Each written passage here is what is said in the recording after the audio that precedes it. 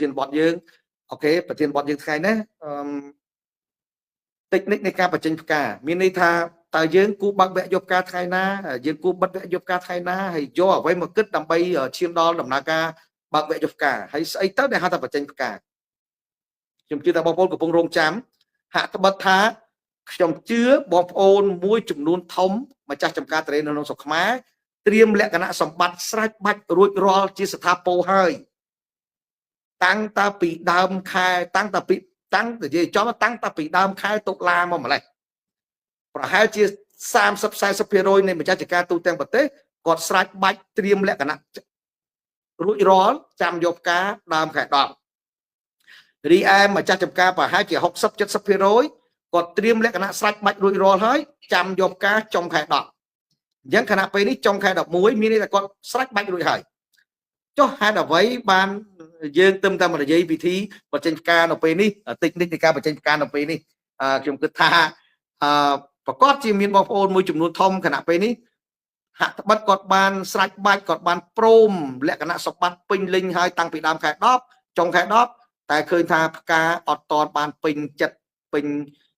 មានន័យថាពេញចិត្តដែលចង់បាននៅឡើយទេដោយហេតុថាយើងទាំងអស់គ្នាបានឃើញថា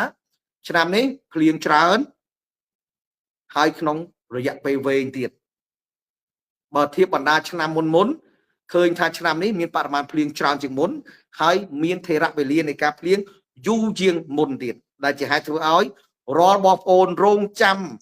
តាំងពីដើមខែ10រហូតដល់ចុងខែ10ចាំយកផ្កាខ្ញុំគិតថាគាត់ទទួលបានមិនទាន់បានច្រើននៅឡើយទេបាទអញ្ចឹងម្ល៉េះហើយខ្ញុំនៅតែលើកប្រធានបទនេះសម្រាប់បច្ចុប្បន្ននេះគឺតិចនិចនៃការបញ្ចេញផ្កានឹងតែម្ដងបាទមុននឹងដល់ប្រធានបទខ្ញុំចង់ជម្រាបជូនបងប្អូនយ៉ាងចេះដែរបងប្អូនដឹងទេថាខ្ញុំនរណាក៏សួរដែរថាឆ្នាំអីបាញ់បញ្ចេញផ្កាបានលឿនអីចឹងទៅខ្ញុំសូមជម្រាបជូនបងប្អូនថាគ្មានឆ្នាំមកពីទេវតាណាបាញ់ហើយចេញផ្កាទេអត់មានទេអ្វីដែលយើងហៅឆ្នាំបាញ់បញ្ចេញផ្កាបញ្ចេញអីហ្នឹងគឺមិនមានទេចុះបើមិនមានមិនបានយើងចងក្រងឯណាណៃបាញ់បញ្ចេញផ្កាបញ្ចេញអីចឹងទៅនេះគ្រាន់តែពាក្យយើងហៅតាមគ្នាយើងនិយាយតគ្នាតែភាសាវិទ្យាសាស្ត្រអត់មានពាក្យឆ្នាំណាទៅបាញ់បញ្ចេញផ្កាទេមានន័យថាបើបាញ់បញ្ចេញផ្កាបានឧទាហរណ៍បន្តិចទៀតយើងនឹងដល់រូបមន្តដែលយើងទៅបាញ់បញ្ចេញផ្កាមាន1346មាន Club Refor មានអង្គរតូមិកអាតូនិកអីចឹងចុះទៅបាញ់អាហ្នឹងថាបាញ់បញ្ចេញផ្កាចុះទៅបាញ់ខែផ្សេងទៅមើលវាចេញហ៎វាអត់ចេញទេអញ្ចឹងមានន័យថារុក្ខជាតិមុននឹងអាចចេញផ្កាបានតតែឆ្លងកាត់ដំណាក់កាលត្រឹមត្រូវផងវាសិនរីឯថ្នាំដែលបាញ់បញ្ចេញផ្កានេះតាមកាពិតទៅគឺគាត់តែជាថ្នាំទៅជួយត្រួសត្រាយទៅជួយសម្រួលផ្លូវខណៈពេលដែលរុក្ខជាតិវាចេញហើយទេមានវាមានសញ្ញាចេញហើយយើងក៏ទៅជំរុញវាទៅជួយគាំពៀវាទៅរុញច្រានវាឲ្យវាចេញបានរលូនទេបើឲ្យនៅសុកកាន់ថ្នាំនឹងតាំងទៅដល់បាញ់បញ្ចេញហ្មងអត់បានទេមុននឹងចប់ទៀតបត់សុំបញ្ជាក់ជាមុនសិនណាព្រោះអីមានប្រមាណរដូវកាលមកហើយបងប្អូនគាត់ស្ដាប់ទៅគាត់ថាលោកគ្រូទូចប្រាប់ថានេះរូបមន្តនេះបាញ់បញ្ចេញផ្កាគាត់នៅសុកញាក់ពីគេងឡើងកាន់ថ្នាំទៅជាការបាញ់5 ដល់ 10 ថ្ងៃក្រោយក៏អត់ឃើញចេញគាត់ថាយើងកុហកសុតថ្នាំហ្នឹងអត់ឃើញចេញផ្កាឯងបងទាំងយើងអត់ស្ដាប់នៅលក្ខខណ្ឌវាអូខេអញ្ចឹងសួរថាតើថ្នាំណាដែលស័ក្តិសិទ្ធិហៅថាថ្នាំបញ្ចេញផ្កាមានទេមានលើโลกនេះគឺទឹកណាបងប្អូនថ្នាំដែលបញ្ចេញផ្កាដែលស័ក្តិសិទ្ធិបំផុតគឺទឹក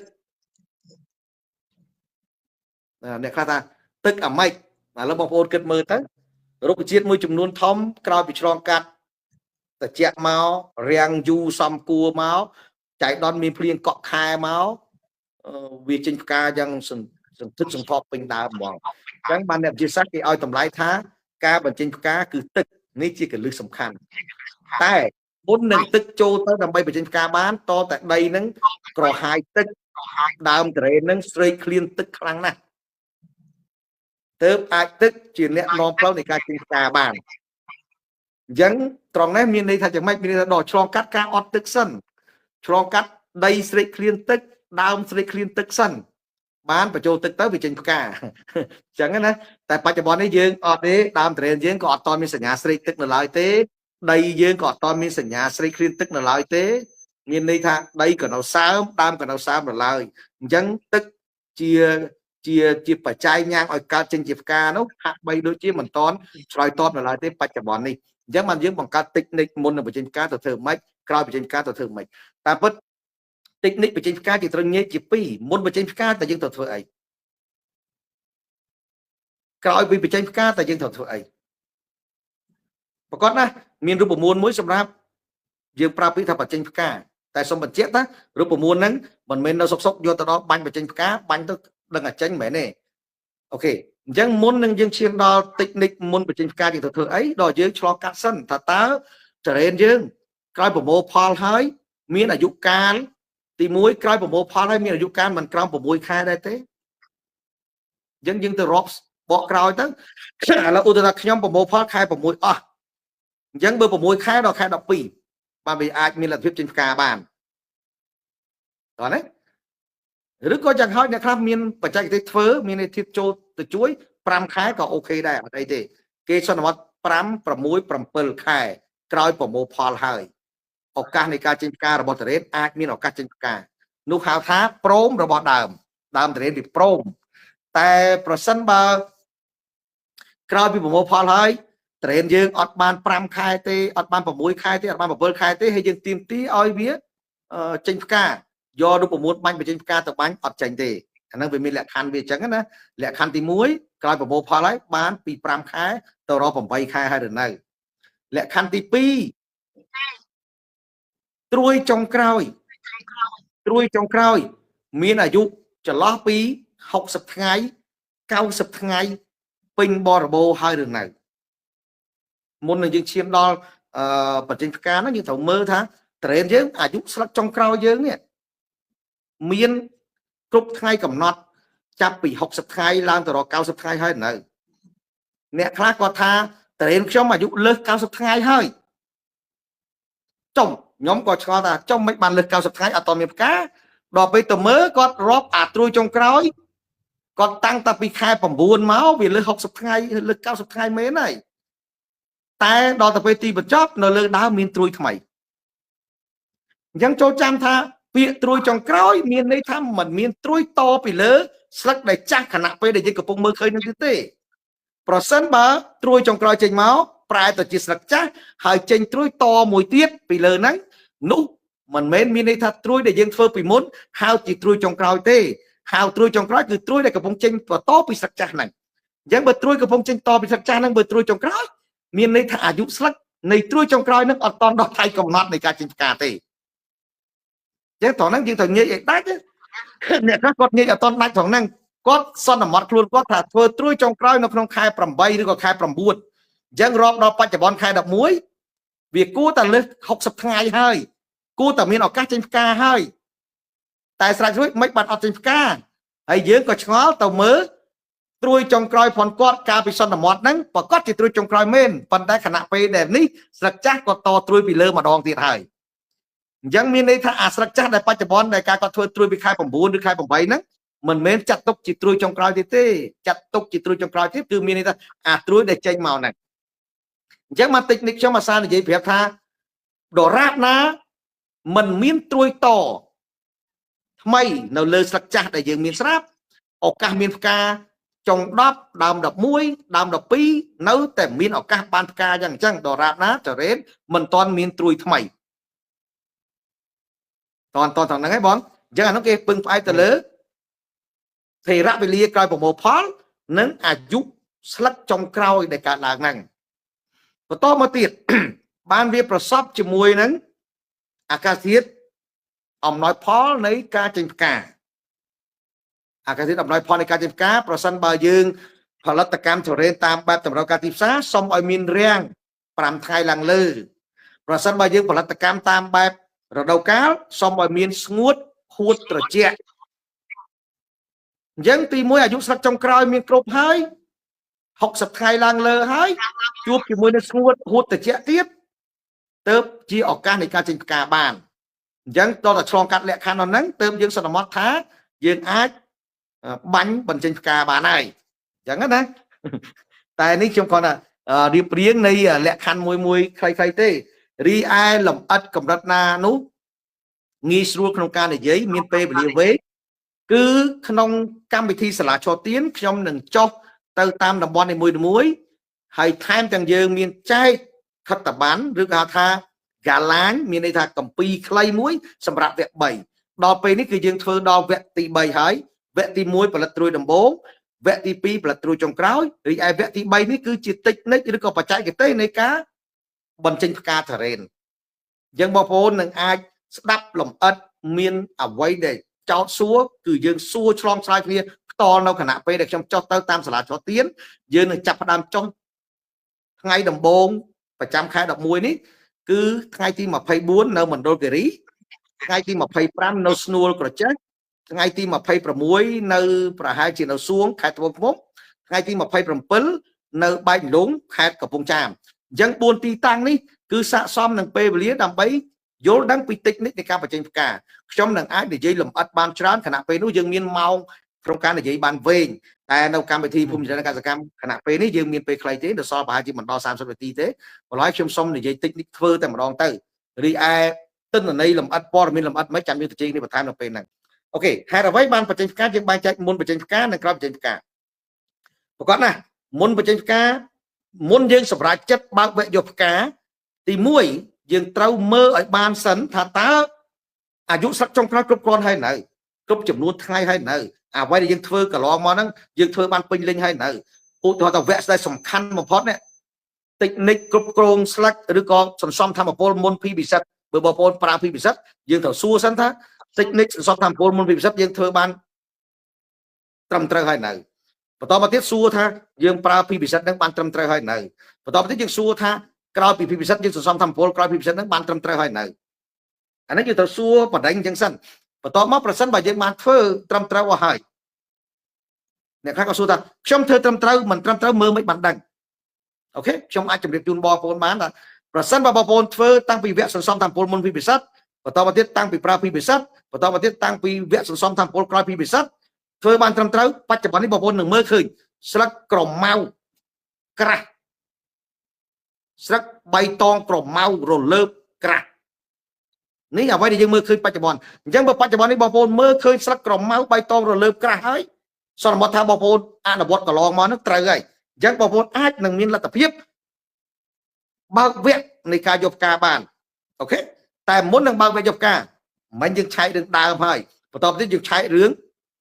ថាដើមវាព្រមហើយដូចខ្ញុំនិយាយមិញអញ្ចឹងស្លឹកក្រម៉ៅនៅសល់តែមួយពណ៌លើដើមវាដើមព្រមហើយអាកាសធាតុមួយទៀតឆែកថាចាប់ពីថ្ងៃហ្នឹងទៅវានឹងអាចរាំងដល់ប្រហែលថ្ងៃវានឹងអាចមានផ្លាស់ប្ដូរទិសនីខ្យល់ប្រហែលថ្ងៃតែសម្រាប់ខ្ញុំបច្ចុប្បន្ននេះខ្ញុំគិតថាអាកាសធាតុក៏ព្រមដែររីឯ5ថ្ងៃទៅខាងមុខយ៉ាងម៉េចអត់ដឹងទេណានិយាយខ្លីបច្ចុប្បន្ននេះប្រសិនបើដើមទុរេនផងបងប្អូនស្លឹកបៃតងក្រម៉ៅមិនមានត្រួយថ្មីទេសន្មតថាបងប្អូនធ្វើកន្លងមកត្រូវហើយដើមព្រមហើយបន្ទាប់មកយើងទៅឆែកអាកាសធាតុគណៈពេលនេះក៏ព្រមហើយដែរព្រមនឹងយ៉ាងម៉េចរាំងប្រកាសជារាំងខ្យល់ចាប់ដើមត្រៀមនឹងប្រែប្រួលផ្លាស់ប្ដូរទិសដៅមានសេដ្ឋភាពថយចុះមានស្ថាបត្យកាសចាប់ដើមថយចុះម្ដងទីមានសញ្ញាអញ្ចឹងសន្មតថាអាកាសធាតុចាប់ពីថ្ងៃនេះទៅដល់ថ្ងៃទី25 26គឺជាអាកាសធាតុកំពុងតែព្រមហ្នឹងណាបន្តមកបានដល់យើងព្រមបញ្ចេញផ្កាអូខេមុនបញ្ចេញផ្កាបានទៅធ្វើយ៉ាងម៉េចសំខាន់ខាងណាដែលបងប្អូនមើលដំឡូងអ្នកខ្លះគាត់អានអស់ហើយធ្វើឲ្យអស់ហើយស្លឹកក្រម៉ៅបៃតងរលើបក្រម៉ៅឲ្យអស់ហើយអត់មានចេញត្រួយថ្មីទេអាកាសធាតុអំណោយផលហើយគាត់ដឹងថារើសថ្ងៃទៅបាញ់បញ្ចេញមិនត្រូវទេត្រូវរៀបចំជើងព្រួលមុនសិនបងប្អូនចូលកុំភ្លេចរុក្ខជាតិប្រហែលជាចាប់ពីម្សិលមួយថ្ងៃមួយបកទៅក្រោយ30ថ្ងៃរុក្ខជាតិរក្សាធម្មពលទុកនៅលើស្លឹកទាំងអស់អត់តបានរំកិលទីទៅទីតាំងគួរតែមានវត្តមានរបស់ផ្កានៅឡើយទេហេតុអីបានខ្ញុំដឹងពីព្រោះរុក្ខជាតិកាលពី3ថ្ងៃមុនចុះទៅក្រោម30ថ្ងៃហ្នឹងរុក្ខជាតិកំពុងតែសម្រេចថាគួរចេញត្រួយថ្មីឬក៏គួរបន្តពូជពីព្រោះអាកាសធាតុតាំងតែពីខែ8មកអត់អំណោយផលដល់ដំណើរការលូតលាស់ពេញទំហឹងរបស់រុក្ខជាតិទេអញ្ចឹងរុក្ខជាតិពេលដែលបានធម្មពលមកអត់ចង់សម្រេចចិត្តយកទៅស្តុបទុកទីឆ្ងាយទេស្តុបទុកនៅក្បែរខ្លួនដើម្បីប្រសិនបើមានអំណាចរុញច្រានត្រង់ណាមួយឲ្យសម្រេចចិត្តមួយ គឺយកធម្មពលនឹងទៅប្រើប្រាស់ជាទូទៅមានន័យថាកន្លងមកមួយខែចុងក្រោយនេះរុក្ខជាតិរស់នៅដោយមិនទាន់សុខសាន្តប្រមាណទេមានន័យថារុក្ខជាតិអត់ទាន់ឆ្លងកាត់ក្រាំងអត់ទាន់ឆ្លងកាត់សម្រាប់នៅឡើយទេអញ្ចឹងរុក្ខជាតិនៅតែរក្សាធម្មពលទុកដរាបណារុក្ខជាតិមិនឆ្លងកាត់ការសម្រាប់ធម្មពលដែលផលិតបានប្រចាំថ្ងៃឬក៏ធម្មពលដែលប្រើប្រាស់ប្រចាំថ្ងៃមិនអស់ដែលរក្សាទុកគឺទុកនៅលើស្លឹកសិនអត់មានរុក្ខជាតិណាមករស់នៅដោយមិនសមស្របហើយយកធម្មពលទៅស្តុបទុកនៅគល់ឬយកធម្មពលស្តុបទុកនៅពុះមេឃអត់មានទេគឺទុកនៅស្លឹកសិនហេតុតែទុកនៅស្លឹកទុកសម្រាប់ចេញត្រួយថ្មីពីព្រោះស្លឹកជំនាន់មុន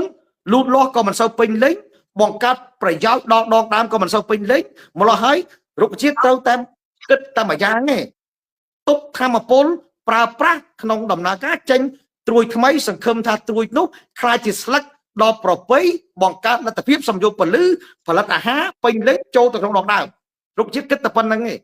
អញ្ចឹងនៅទីនេះ3ថ្ងៃមុនចុះទៅរំមួយខែគឺរុក្ខជាតិអត់ព្យាយាមរំកិលទីធម្មពលទេដោយហេតុយើងបានឃើញថាអាកាសធាតុនៅវិលវល់ពាក់ព័ន្ធជាមួយនឹងពាក់កណ្ដាលថ្ងៃពាក់កណ្ដាលភ្លៀងពាក់កណ្ដាលល្ងាពាក់កណ្ដាលក្តៅអញ្ចឹងនៅត្រង់នេះរុក្ខជាតិអត់ងាយសម្រេចចិត្តទេម្ល៉េះហើយបានយើងត្រូវបង្ខំចិត្តប្រសិនបើមុនបើវគ្គនៃការបញ្ចេញផ្កាត្រូវឆ្លងកាត់វគ្គមុនបញ្ចេញផ្កានេះសិនមុនបញ្ចេញផ្កាត្រូវធ្វើយ៉ាងម៉េចឲ្យធម្មពលនេះត្រូវរំកិលទីពីស្លឹកឆ្ពោះបរោទីតាំងនៃពុះមេឃនេះជាគន្លឹះសំខាន់ណាស់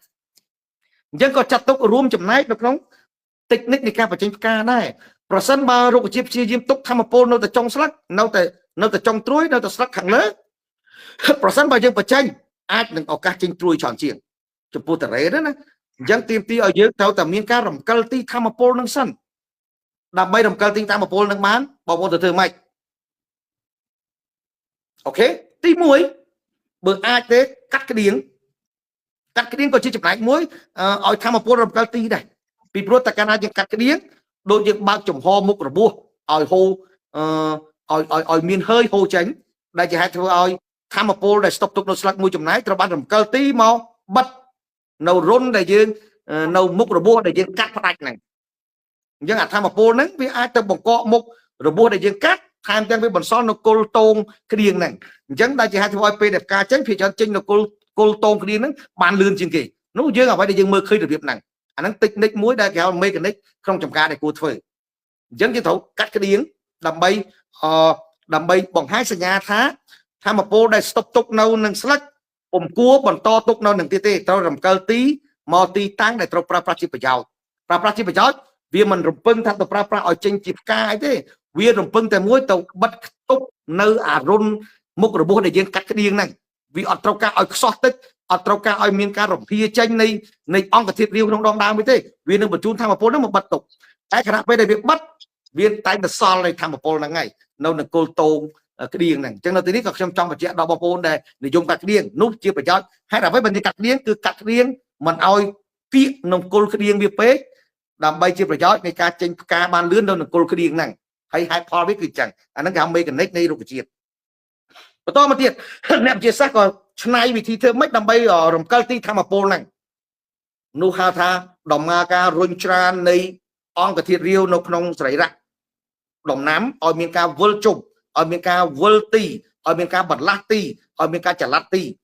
អញ្ចឹងគេប្រើជីណាដែលមានផូស្វរ៉ាសដែលមានប៉ូតាស្យូមខ្ពស់ដែលមាន boron ដើម្បីទៅរុញច្រានវាព្រោះប៉ូតាស្យូមនិង boron គឺជាក្រុមដឹកជញ្ជូនក្រុមក្រសួងសាធារណការអញ្ចឹងដូចក្រសួងសាធារណការអញ្ចឹងម្ល៉េះហើយយើងត្រូវតែបាញ់រំកិលទីស្ករសិនមានរំកិលទីធម្មពលមកស្តុបនៅទីដែលកលេចចង់ឲ្យកាត់ផ្កាហ្នឹងសិនអញ្ចឹងជាទូទៅមុននឹងបើកវគ្គបញ្ចេញផ្កាត្រូវតែប្រកាសទេថាយើងឆ្លងកាត់ការសន្សំធម្មពលបានពេញលេញហើយឆ្លងកាត់ការរំកិលទីស្ករមករកពុះមេឃបានល្អហើយអញ្ចឹងយើងប្រើ Gen K បូកជាមួយនឹង Gen Bo សួរថាបាញ់យ៉ាងម៉េចអាហ្នឹងយើងអាចបាញ់ទៅក្រៅទៅក្នុងបានណាពាក្យបាញ់ក្រៅបាញ់ក្នុងអ្នកខ្លះឬតែបាញ់ក្នុងគាត់បាញ់ទៅតែពុះមេឃគាត់ត្រូវដែរបាញ់ក្នុងមានតែបាញ់ឲ្យ30សពបោះស្បុកខាងក្នុងទាំងពុះមេឃទាំងបាតស្លឹកហ្នឹងរីឯបាញ់ខាងក្រៅឲ្យ30សពរាល់ខ្នងស្លឹកទាំងអស់នៅខាងក្រៅឲ្យ30សពអញ្ចឹងយើងត្រូវបាញ់ Gen Bo មុនសិនបូកជាមួយនឹង Gen K នឹងសិនជាទូទៅយើងដាក់ Gen Bo 1លីត្រទៅយើងដាក់ Gen K នឹង2លីត្រទៅដល់3លីត្រអាចខ្ពស់ដល់4លីត្រ ដូចឆ្នាំនេះខ្ញុំបាញ់ដល់4លីត្រដើម្បីបង្ខំឲ្យមានការកាត់ផ្កាឲ្យលឿននៅចំពោះមេឃខ្ញុំយកផ្កាដើមខែ10ហ្នឹងខ្ញុំបាញ់រហូតដល់4លីត្រអាហ្នឹងក៏អាចបានដែរប៉ុន្តែខ្ញុំគិតថាយកត្រឹម2លីត្រទៅហ្គែនបូ2លីត្របូកជាមួយនឹងសំដៅហ្គែន K 2លីត្របូកជាមួយនឹងហ្គែនបូ1លីត្រទៅបានហើយបាញ់ក្រៅបាញ់ក្នុងជាទូទៅយើងបាញ់2ដង3ទៅ5ថ្ងៃម្ដងនេះជាតិចនិចមួយដែលរំកិលស្ករហើយសួរថាបាញ់ហ្នឹងបាញ់ឲ្យចំកាត់ក្តៀងឬក៏កាត់ក្តៀងឲ្យចំបាញ់រើសមួយណាក៏បានដែរពីព្រោះខ្ញុំបានប្រាប់ហើយតិចនិចនៅទីនេះកាត់ក្តៀងក៏ជាប្រយោជន៍ដើម្បីរំកិលធម្មពលពីស្លឹកមកស្តុបនៅតាមគល់តោងក្តៀងដែលយើងកាត់រីឯបាញ់ក៏ជាលទ្ធភាពរុញច្រានធម្មពលឲ្យមករក្សាទុកនៅតាមគល់ក្តៀងដែលយើងមានក្តៀងនៅក្នុងដងដើមនឹងដែរអញ្ចឹងសួរថាយើងកាត់មុនបាញ់ក៏បានយើងបាញ់មុនកាត់ក៏បានអត់ជាបញ្ហាចោលទេគណៈពេលនេះអូខេអញ្ចឹងនឹងទី1ដែលយើងត្រូវធ្វើទី2យើងត្រូវទៅឆែកមើលដែរដែលយើងស្រេកទឹកហើយនៅពីព្រោះបងប្អូនចូលចាំថាថ្នាំដែលបញ្ចេញផ្កាគឺទឹកដើម្បីឲ្យទឹកជាអ្នកដើរតួបញ្ចេញផ្កាបានល្អតតែដីស្រេកទឹកសិនទី1ដីស្រេកទឹកទី2ដើមស្រេកទឹកប្រសិនបើដីស្រេកទឹកហើយប្រសិនបើដើមយើងស្រេកទឹកហើយភាគច្រើនយើងយកទឹកជាបច្ច័យញ៉ាំងឲ្យចេញផ្កាទឹកគឺជាបច្ច័យចម្បងបំផុតនៃដំណើរការបញ្ចេញផ្កាប៉ុន្តែទឹកមុននឹងដើរតួនាទីនឹងបានតតែដីនឹងស្រេកទឹកសិនដើមយើងនឹងស្រេកទឹកសិនអញ្ចឹងមានតែក្រោយពីបាញ់លំហូរស្គរយើងបន្តបង្អត់ទឹកសិនឲ្យដីយើងនឹងវាស្ងួតសិនដើម្បីដីយើងនឹងស្រេកទឹកបន្តបង្អត់ទឹកសិនឲ្យដើមយើងនឹងវាខ្សោះទឹកតែកាលណាវាខ្សោះទឹកដល់ចំណុចណាមួយវានឹងស្រេកទឹកកើតឡើងអញ្ចឹងពេលដែលឃើញសញ្ញាស្រេកទឹកកើតឡើងយើងបញ្ចូលទឹករាល់ការបញ្ចូលទឹកសន្មតថានោះជាវិធីបញ្ចេញផ្កាបន្ទាប់មកក្រោយពីយើងឲ្យវាស្រេកទឹកលើកទី1បញ្ចូលទឹកចូលលើកទី1ក្រោយពីស្រេកទឹកបន្តទុកឲ្យវាស្រេកទឹកតទៅមុខទៀតសឹមបញ្ចូលទឹកដើម្បីកុំឲ្យវាស្រេកទឹកលើកទី2ហើយយើងនឹងមើលឃើញសញ្ញាកើតឡើងហើយពេលដែលកាលណាសញ្ញានឹងកើតឡើងពេជ្រប្រលក់ភ្នែកក្តារពងត្រីភ្នែកក្តារប្រសិនបើបងប្អូនផលិតកម្មតាមបែបតម្រូវការទីផ្សារមានន័យថាបងប្អូនប្រើពីវិសិទ្ធកន្លងមកហ្នឹងបងប្អូនមិនចាំបាច់មើលសញ្ញាភ្នែកផ្កាពងត្រីភ្នែកក្តាមដែលជាសញ្ញាដំបូងនៃការវត្តមានផ្កាមើលដល់ពាក់កណ្ដាលពោះមេឃដល់គល់មេឃទេសុំត្រឹមតែឲ្យតែឃើញសញ្ញាហ្នឹងហើបមេឃសាខាពីចុងមេឃបណ្ដើរគ្នាបាន3ដងអីមកយើងបាញ់បញ្ចេញបានហើយមិនចាំបាច់ឲ្យពងត្រីព្រៃក្តាមហ្នឹងដល់គល់មេឃទេប្រសិនបើបងប្អូនប្រើពីពិសិដ្ឋក្នុងដំណើរការផលិតកម្មចរេនយើងហ្នឹងអញ្ចឹងជាទូទៅយើងសន្មតរបៀបនេះយើងតាមមើលរៀងរាប់ប្រអត់ទឹកម្ដងបញ្ចូលទឹកម្ដងយើងត្រូវតាមមើលថាវាមានសញ្ញាចេញប្រលក់ផ្កាមកហើយឬនៅដែលជាសញ្ញាភ្នែកត្រីពងត្រីព្រៃក្តាមហ្នឹងពីទូចទៅធំពីតិចទៅច្រើនពីទីតាំងមួយបដូរទៅទីតាំងមួយឃើញសភាពបែបហ្នឹង3ដងផ្ទួននេះហើយនៅមានន័យថាយើងចូលទៅថ្ងៃទី1ឃើញមានពងត្រីហើយមានចំនួនថា5គ្រាប់ចុះ5ថ្ងៃចូលទៅមើលមួយសាទៀតឃើញទូចប៉ុណ្ណឹងធំជាងមុនហើយ5ខ្លាយទៅជា11 12ហើយលើក្រោយចូលទៅទៀតឃើញធំជាងមុនហើយឃើញពី11 12គ្រាប់ទៅរក20 30គ្រាប់ហើយសន្មតថានោះស័ក្តិសមនៃការបាញ់បញ្ចេញផ្កាហើយយើងបាញ់បញ្ចេញផ្កាជាទូទៅយើងព្យាយាមយ៉ាងម៉េចប្រើឲ្យបាញ់មិនមែនសំដៅតែពុះមេឃទេបាញ់ជាផ្សែងឲ្យ30ពុះមេឃថែមទាំងបាតស្លឹកខាងក្នុងផងដោយយើងប្រើ13.46 5គីឡូបូកជាមួយនឹងអង្គរអាតូមិក50គ្រាប់បូកជាមួយនឹង chloride reform 1លីត្រកន្លះទៅ2លីត្រឬក៏យើងហៅថា reform ហ្នឹង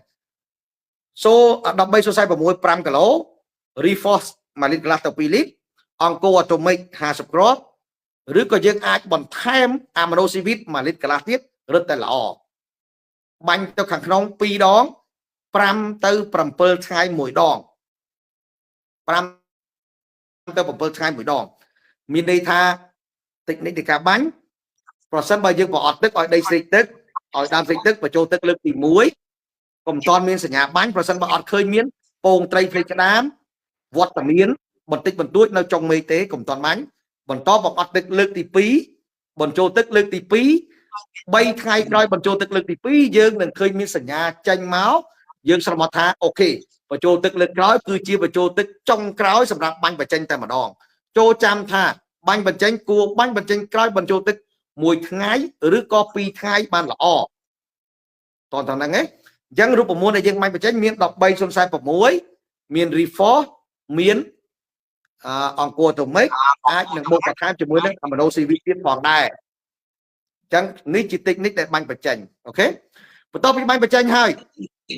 តែយើងទៅធ្វើម៉េចខ្ញុំអាចជម្រាបជូនបងប្អូនគណៈពេលនេះគណៈពេលដែលបងប្អូនកំពុងបាញ់បញ្ចេញឬក៏បងប្អូនរងចាំនៃការបាញ់បញ្ចេញកំពុងតែបញ្ចូលទឹកប្រអត់ទឹកបញ្ចូលទឹកប្រអត់ទឹក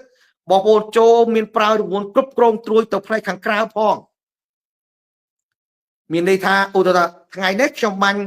លំហូរស្ករលំហូរធម្មពលពីស្លឹកមករកពុះមេឃស្អែកខាងស្អែកឡើងខ្ញុំបាញ់សន្សំធម្មពលក្រោយពីពិសិដ្ឋបន្តទៅមុខទៀតបន្ទាប់មកប្រអត់ទឹកបញ្ចូលទឹក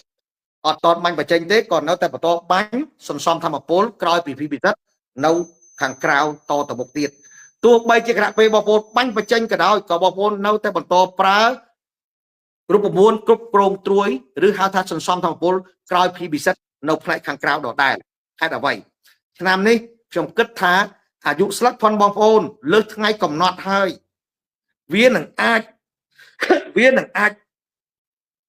ប្រឈមជាមួយនឹងការបាញ់បញ្ចេញផ្កាបែរទៅវាចេញត្រួយមកមុនផ្កាក៏ថាបានដែរអញ្ចឹងមកហើយយើងនៅតែបន្តបាញ់បញ្ចេញផ្កាខាងក្នុងឬក៏បាញ់លំហូរស្ករក្នុងក្រៅក៏នៅតែបន្តបាញ់សន្សំធម្មពលនៅខាងក្រៅដែរអញ្ចឹងរូបមន្តសន្សំធម្មពលបងប្អូនដឹងហើយយើងប្រើ one set 1លីត្រមក Gen K 2លីត្រទៅញ៉ា Cambi 1 1គីឡូទៅទឹក1000លីត្រឬក៏រូបមន្តពេញលេញផងវាបូកជាមួយនឹង Shoot Stop ទៀតតែខ្ញុំគិតថាបងប្អូនបាញ់ Shoot Stop មក 3-4 ជើងរួចហើយអញ្ចឹងមកលហើយខណៈពេលដែលបងប្អូនត្រៀមលក្ខណៈនៃការបាញ់បញ្ចេញផ្កា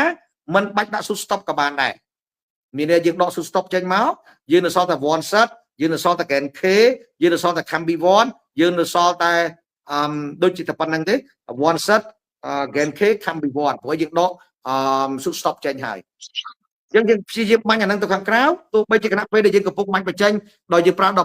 13.046បូកជាមួយនឹង reforce បូកជាមួយនឹងអង្គរទៅមិចឬក៏បូកបន្ថែមជាមួយនឹង aminoxidase ក៏ដោយនេះជា technique ដែលយើងអនុវត្តធ្វើរបៀបហ្នឹងយើងនឹងអាចបានផ្កាមកក្នុងអំឡុងជាទូទៅខ្ញុំអាចសន្មតថាប្រសិនបើអាកាសធាតុអត់មានការប្រែប្រួលទេបងប្អូននឹងឃើញមានផ្កាយ៉ាងគ្រប់គ្រាន់នៅក្នុងចន្លោះថ្ងៃទី25ខែ11យើងនេះបងអរគុណបាទសង្ឃឹមថាបងប្អូនអាចបូរ៉ាន់មួយអូខេខ្ញុំសូមលើកឡើងបន្តិចបូរ៉ាន់ប្រកាសណាជាទូនាទីអ្នកលំហូរអ្នករុញច្រាននៃលំហូរកើតឡើងប៉ុន្តែបូរ៉ាន់អត់មានសមត្ថភាពងាយដាច់ថាលំហូរហ្នឹងជាទឹកឬក៏ជាស្ករទេជួនកាលបូរ៉ាន់អាចរុញច្រានទឹកក៏ថាបានអាចរុញច្រានស្ករក៏ថាបានអញ្ចឹងបានអ្នកវិទ្យាសាស្ត្រគេច្រើនតែគេមានគេហៅថាគេចាក់សោវានៅក្នុង Gen Ball វាមានម៉ូលីមដែនអញ្ចឹងបើអ្នកវិទ្យាសាស្ត្រគាត់ដឹងថាម៉ូលីមដែនទូនាទីស្អីទូនាទីម៉ូលីមដែនគឺទូនាទីទៅបំបែកទឹកហ្នឹងអត់ឲ្យមានវត្តមានអោបមួយស្ករទេអញ្ចឹងនៅទីនេះយើងអត់ត្រូវការស្ករអត់ត្រូវការទឹកច្រើនទេយើងត្រូវការស្ករអញ្ចឹងបានគេផលិតបូរ៉ាន់អោបជាមួយនឹងម៉ូលីមដែននៅក្នុង Gen Ball មានបូរ៉ាន់និងម៉ូលីមដែនសមត្ថភាពវាគ្រប់គ្រងទឹកថែមទាំងជំរុញរុក្ខជាតិប្រើប្រាស់ nitrogen នៅនឹងឲ្យខ្លាចជាប្រយោជន៍លឿនមានន័យថាពេលដែលយើងប្រើ Gen Ball ថែមទាំងវារុញច្រានស្ករហើយថែមទាំងញែកទឹកនឹងស្ករហើយថែមទាំងធ្វើឲ្យរុក្ខជាតិនឹងប្រើប្រាស់អាសូតបំលែងឲ្យលឿនកុំឲ្យបន្សល់ទុកនៅក្នុងសរីរៈហ្នឹងព្រោះយើងប្រកាសជាអត់ត្រូវការអាសូតឲ្យសល់នៅក្នុងហ្នឹងទេវានឹងអាចคล้ายទៅជា nitrat ពុល nitrat ឬក៏វាអាចកម្រើកទៅជា active nitrogen អីក៏ថាបានដែរអញ្ចឹងអ្នកវិទ្យាសាស្ត្រគេផលិតមករៀងមានភាពប៉ិនប្រសប់ដែរត្រង់ហ្នឹងណាបាទបើធៀបជាមួយនឹងបូរ៉ាន់នៅលើទីផ្សារផ្សេងប្រហែលជាគេអត់ឃើញកលឹះត្រង់ហ្នឹងទេខ្ញុំគិតថាបូរ៉ាន់សុទ្ធសាធទូទៅខ្ញុំគិតថាអត់ឆ្លើយចំណោទនឹងបានទេតតែ Gen Ball បានឆ្លើយចំណោទត្រង់ហ្នឹងបានត្រូវល្អបាទ លោកគ្រូ Gen Bo ហាក់ដូចជាមាន amino acid ទៀតលោកគ្រូដែល បាទ វាជួយសម្រួលកាន់តែពិសេសទៅ បាទ ទៀត បាទជាទូទៅនៅក្នុងតកូល for crop ភាគច្រើនគេតែងតែមានពពុះអាមីណូគេហៅអាមីណូធម្មជាតិមួយដើម្បីជាអ្នករុញច្រានប្រកបណាជាទូទៅបូរ៉ាន់បូអីនេះក៏វាមិនមែនជាតែចូលទៅក្នុងសរីរៈចូលទៅក្នុងគ្នាកោសិកាបានងាយដែរដល់តែមានអ្នកលួងឬក៏ហៅមានអ្នកមហានាំផ្លូវបានអាចទៅបានស្រួលបាទអាទៅហ្នឹងជា technique នៃអ្នកគេផលិតធាតុចូលហ្នឹងមកតែនៅទីនេះខ្ញុំសូមនិយាយថាអាពីរធាតុដែលយើងឃើញជាប្រយោជន៍ខ្ពស់បាទ បាទលោកគ្រូអរគុណលោកគ្រូសម្រាប់ការបញ្ជាក់បន្ថែម ពួកខ្ញុំចង់បញ្ចប់ប្រធានបទ បាទ technique ផងណាពេលដែលនិយាយចុះនិយាយឡើងឯណា technique អូខេនេះជា technique អូខេដរាបណាផ្កាមិនទាន់មានគ្រប់មិនអនុញ្ញាតឲ្យមានត្រួយដាច់ខាតប្រកាន់ពាក្យនឹងភ្ជាប់ដរាបណាផ្កាមិនទាន់មានគ្រប់មិនអនុញ្ញាតឲ្យមានត្រួយដាច់ខាតម្ល៉េះហើយបានខ្ញុំជម្រាបថា technique នៅត្រង់ថាទោះបីបាញ់លំហូរស្ករក៏ដោយក៏នៅតែបន្តប្រើយុទ្ធសាស្ត្រគ្រប់គ្រងត្រួយគ្រប់គ្រងស្លឹកឬក៏យើងហៅថាសន្សំធម្មពលក្រោយពីពិសិដ្ឋនឹងដដែលទោះបីជាដល់ថ្ងៃបាញ់បញ្ចេញហើយក៏ដោយក៏នៅតែប្រើបាញ់បញ្ចេញខាងក្នុងបាញ់រូបមន្តគ្រប់គ្រងត្រួយឬហៅថាសន្សំធម្មពលក្រោយពីពិសិដ្ឋនៅខាងក្រៅដដែលនេះជា technique ដរាបណាមិនមានត្រួយហើបបងប្អូននឹងប្រសពនៃការចេញផ្កាបានគ្រប់ឆាប់នឹងតែម្ដងនេះជាកលឹះគ្រប់គ្រងត្រួយឲ្យបានប្រកាសជានឹងបានផ្កាឆាប់ទោះបីជាបាញ់លំហូរស្ករក៏ដោយក៏នៅតែប្រើរូបមន្តគ្រប់គ្រងត្រួយនៅផ្នែកខាងក្រៅទោះបីជាដល់ថ្ងៃបាញ់បញ្ចេញផ្កាក៏ដោយក៏នៅតែគ្រប់គ្រងត្រួយខាងក្រៅពីព្រោះអ្វីបានខ្ញុំសង្កត់ធ្ងន់នៅលើពាក្យថាគ្រប់គ្រងត្រួយមិនទាន់មានដរាបណាមិនទាន់មានផ្កាគ្រប់មិនអនុញ្ញាតឲ្យterrainមានត្រួយដាច់ខាតខណៈពេលនេះពីព្រោះខ្ញុំដឹងថាពេលដែលខ្ញុំដាក់ពាក្យហ្នឹងខ្ញុំគិតថាterrainនឹងមានចេញត្រួយកុំភ័យរឿងterrainអត់ចេញត្រួយភ័យតែធ្វើម៉េចកុំឲ្យវាចេញត្រួយមុននឹងបានផ្កាគ្រប់អញ្ចឹង technique នៅត្រង់ហ្នឹង technique គឺនៅត្រង់ថាត្រួយមិនចេញប្រកាសជានឹងមានផ្កាចេញអញ្ចឹងបងប្អូនត្រូវរកវិធីសាស្ត្របាញ់គ្រប់គ្រងត្រួយនៅខាងក្រៅបាញ់រំកិលស្ករបាញ់បញ្ចេញយ៉ាងណាក៏ដោយក៏នៅតែមិនចោលរូបមន្តគ្រប់គ្រងត្រួយឬហៅថារូបមន្តសន្សំធម្មពលក្រោយពីពិសិដ្ឋនេះជាកលឹះសំខាន់ដែលខ្ញុំចង់បញ្ជាក់សម្រាប់ថ្ងៃនេះមានបងប្អូនខ្លះគាត់នៅតាមតំបន់គាត់ប្រើតាខេជំនួស Gen K លោកគ្រូតើវាមានផលល្អឬក៏វាមានចំណុចខុសគ្នាយ៉ាងម៉េចដែរលោកគ្រូរវាង Gen K ហើយតាខេព្រោះតាខេក៏មាន potassium Gen K ក៏មាន potassium ប៉ុន្តែចំណុចដែលយើងតែងតែលើកឡើងថា Gen K វាមានលើសពី potassium គឺវាមាន phosphorus ហើយក៏វាមាន phosphite សម្រាប់វ៉ាក់សាំងការពារជំងឺនៅលើពុះមែកបន្ថែមទៀតដែរអញ្ចឹងលោកគ្រូសូមលោកគ្រូបកស្រាយបន្ថែមតើគុណសម្បត្តិនឹងយ៉ាងម៉េចដែរអូខេប្រយោជន៍នៅត្រង់នេះ potassium តាខេ potassium បូកជាមួយនឹង Gen Bo មាន boron និង molybdenum ប្រកបជាមានសមត្ថភាពនៃការរំកិលទីស្ករបានប្រកប 100% ពីព្រោះយើងត្រូវការតែ potassium យើងត្រូវការ boron យើងត្រូវការ molybdenum ប្រកបជាមានប្រយោជន៍ចឹងសួរថាតាខេមានទេ potassium ឆ្លើយថាមាន potassium មានទូទីរបៀបហ្នឹងឆ្លើយថាមានរបៀបហ្នឹងចុះប្រសិនបើធៀបជាមួយនឹង Gen K មានទេ potassium ឆ្លើយថាមានមិនត្រឹមតែមាន potassium ទេថែមទាំងមាន phosphorus គឺជាអ្នកបង្កើនធម្មពលមួយទៀត phosphorus ជាតួអង្គមួយដែលជាខ្លាយទៅចំហែនៃការរុញច្រាននៃកម្លាំងល្បឿនឲ្យកាន់តែលឿន phosphorus ទូនាទីធ្វើឲ្យ fiber នៃបំពង់បញ្ជូនអាហារបញ្ជូនទឹករីកធំនិងស្រស់បំព្រងជាងមុនឃើញទេប្រៀបដូចយើងអូខេ potassium ប្រៀបដូច potassium boron ប្រៀបដូចឡានដល់ប្រពៃរីឯឡានដែលទំនើបតនសម័យអាចបើកលឿន160គីឡូម៉ែត្រក្នុង1ម៉ោងក៏បានដែរវាអាចមានលទ្ធភាពដល់ហ្នឹងតែប្រសិនបើផ្លូវអត់ល្អជន់បានដល់160គីឡូម៉ែត្រក្នុង1ម៉ោងបានទេវាអត់បានទេអញ្ចឹង phosphorus វាជាតួនាទីមួយវាប្រៀបដូចជាបង្កើតផ្លូវជាតិឲ្យសារធាតុហ្នឹងលំហូរបានលឿនអញ្ចឹងព្រោះអី phosphorus ទី1វាខ្លាយទៅចំហេះធម្មពលមានដូចជាសាំងចាក់ទៅឡានថ្មីមួយហ្នឹងថែមទាំង phosphorus ជាអ្នក បង្កើតនៅភាពរលូនរបស់ fiber នៃបំពង់ទឹកបំពង់អាហារតនេះទៅហ្នឹងអញ្ចឹងប្រសិនបើយើងប្រើកែនខេវាបានប្រយោជន៍ទាំងជួយសម្រួលផ្លូវទាំងមានទាំងយានយន្តហើយមានទាំងផ្លូវដ៏ល្អទៀតអានេះគឺបើយើងនិយាយនៃធៀបណាបាទបន្តមកទៀតថែមទាំងនៅក្នុងតួកែនខេវាមានដំណើរមួយគេហៅថា គេថាពួកក្រុម phosphide ពួកក្រុម phosphide គេបានបំលែងពួកក្រុមតកូ phosphorus acid ហ្នឹងឲ្យខ្លាយទៅជាសារធាតុមួយទៅមានសមត្ថភាពប្រយុទ្ធប្រឆាំងនឹងកំពារនឹងការពារមិនឲ្យមានជំងឺកើតរាល់ដំណើរការកំពារមិនឲ្យមានជំងឺកើតច្រើនតែវាបង្កើតឲ្យមានឱកាសចេញផ្កាបានលឿនក្នុងកែនខេមួយហ្នឹងទូនាទីវាមិនត្រឹមតែដឹកនាំនៃសារធាតុលំហូរបានល្អទេថែមទាំងក្នុងកែនខេនេះមានទូនាទី2យ៉ាងធំទៀតគឺបង្ការជំងឺថែមទាំងរុញច្រានឲ្យរុក្ខជាតិហ្នឹងឆាប់នឹងមានផ្កាយើងបានបសោតមកតាមកំពឹកខ្ញុំបសោតកែនខេនឹងតាំងពីឆ្នាំ2014 15រាល់ការប្រើកែនខេញឹកញាប់សម័យមុនខ្ញុំចាក់ចូលទាំងដើមទៀតផងកែនខេហ្នឹងយើងសង្កេតឃើញថាដើមណាដែលយើងប្រើកែនខេញឹកញាប់ឱកាសមានផ្កាបានលឿនពីព្រោះក្នុងសារធាតុកែនខេហ្នឹងមិនត្រឹមតែបង្ការការពារជំងឺទេថែមទាំងមានលទ្ធភាពជំរុញឲ្យរុក្ខជាតិមួយចំនួនមានឱកាសឆាប់នឹងទទួលបានផ្កាតោះណាអញ្ចឹងសរុបន័យមកទាំងពីរហ្នឹងទាំងកែនខេទាំងតាខេលទ្ធភាពនៃការរំកិលស្ករបានដូចគ្នាมันប្រកែកទេបានដូចគ្នាតែឱកាសកែនខេរុញច្រានឲ្យរុក្ខជាតិមានផ្កាឆាប់ថែមពីលើនៃការរំកិលស្ករមានប្រសើរជាងតាខេចឹងប្រសិនបើបងប្អូនប្រើរួមចូលគ្នាទៀតរឹតតែល្អអានេះខ្ញុំគិតថារឹតតែល្អតែយ៉ាងណាមិញគេលោកបងប្អូនថាប្រើច្រើនពេកអស់លុយច្រើនខ្ញុំគិតថាធ្វើម៉េចកុំឲ្យអត់មានកែនខេបាទអត់មានកែនខេគួរតែមានកែនខេបាទអរគុណបាទអរគុណលោកគ្រូបងរណែតក៏សួររាំងភ្លៀងបាន4ថ្ងៃហើយផ្នែកផ្កាបាន30ទៅ40%តែគួរបាញ់បញ្ចេញធ្វើយ៉ាងណាបាន30ទៅ40%ចំណុចនេះល្អហើយខ្ញុំឃើញចំណុចនឹងការឡើងអញ្ចឹងខ្ញុំគិតថាព្រោះខ្ញុំបាននិយាយថានឹងចាប់ពីថ្ងៃទី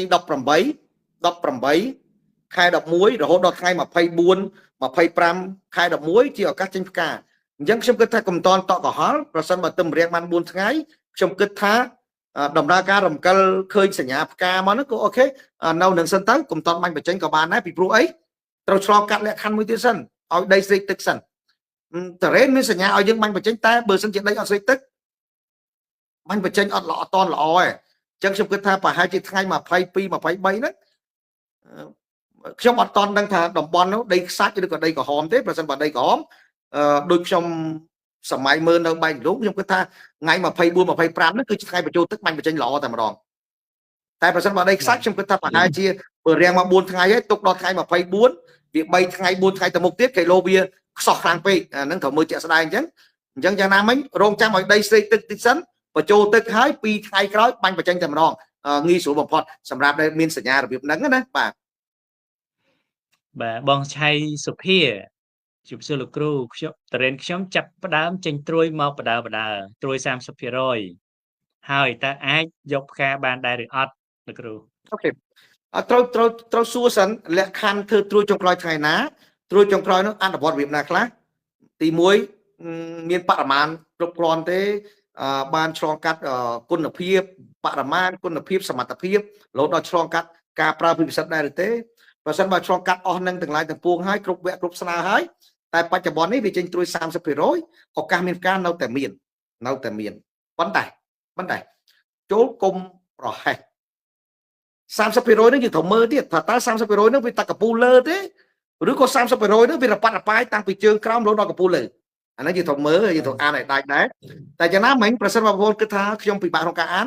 ប្រើពាក្យគុំប្រហែសរាល់ការចេញត្រួយចេញលើដល់ចេញក្រោមដល់ប្រើរូបមន្តគ្រប់គ្រងត្រួយជន់ពីលើវា2ជើង3ជើងទៀតទៅនោះវានឹងអាចចេញផ្កាបានហើយឬក៏ទោះបីជាមិនប្រើក៏គង់តែចេញផ្កាដែរប៉ុន្តែភាគច្រើនខ្ញុំគិតថាផ្កាអត់សុទ្ធស្រស់ពីព្រោះត្រួយចេញមក 30% ឱកាសនៅមានផ្កាដដែលនៅតែមានប៉ុន្តែគាត់ថាវាអត់សុទ្ធស្រស់ប្រសិនបើយើងប្រើរូបមន្តគ្រប់គ្រងត្រួយថែមទៅលើវា2ដង3ដងប្រហែលជានឹងអាចឱកាសមានផ្កាស្រស់ច្រើនជាងហ្នឹងបាទអរគុណលោកគ្រូសំណួរបងស៊ីហៅបងសិស្សដំដុលគិរីថ្ងៃ24កុំភ្លេចចូលរួមបងគាត់សួរថាមុនបាញ់លំហូរស្ករតើដាក់ទឹកអត់លោកគ្រូ ជាទូទៅប្រសិនបើ terrain ស្រេកទឹកត្រូវដាក់ទឹកតែប្រសិនបើខ្ញុំគិតថាបច្ចុប្បន្ននេះខ្ញុំអត់សូវសង្កត់ធ្ងន់ដោយសារខ្ញុំគិតថាតំបន់យើងផ្សេងរងចាំតែដីស្ងួតអត់តស្ងួតផងអញ្ចឹងខ្ញុំគិតថាដូចអត់តន់ជាបញ្ហាចោលទេតែចូលចាំថាកុំថាឡើយបាញ់លំហូរស្ករកុំថាឡើយបាញ់សារធាតុអីក៏ដោយប្រសិនបើដីខ្វះទឹកដងដើមខ្វះទឹកបាញ់យ៉ាងណាក៏វាអត់រំកិលទីទៅប្រយោជន៍អីដែរត្រូវតែដាក់ទឹកមុនបាញ់ចាំណាប្រសិនបើស្ថិតនៅអំឡុងពេលរាំងរឹសចង់បាញ់អ្វីមួយទៅលើដងដើមឲ្យខ្លាចជាប្រយោជន៍ចូលសន្មតថាដាក់ទឹកសិនសម្បាញ់តាមក្រោយចូលគុំអត់ទឹកហើយទៅបាញ់វាអត់មានអីដំណើរការដើរបានល្អទេអញ្ចឹងសរុបន័យមកយ៉ាងអញ្ចឹងណាតែបច្ចុប្បន្ននេះខ្ញុំគិតថាបងប្អូនមិនត្រូវមានអ្នកណាត្រូវដាក់ទឹកទេព្រោះអីរាល់ថ្ងៃយើងអង្គុយបួងសួងឲ្យដីស្ងួតតស្ងួតនៅឡើយទេដីមែនទេបាទខ្ញុំគិតថាអញ្ចឹងបាទអរគុណលោកគ្រូមានមួយសំណួរទៀតបងក្រាសុច័ន្ទសី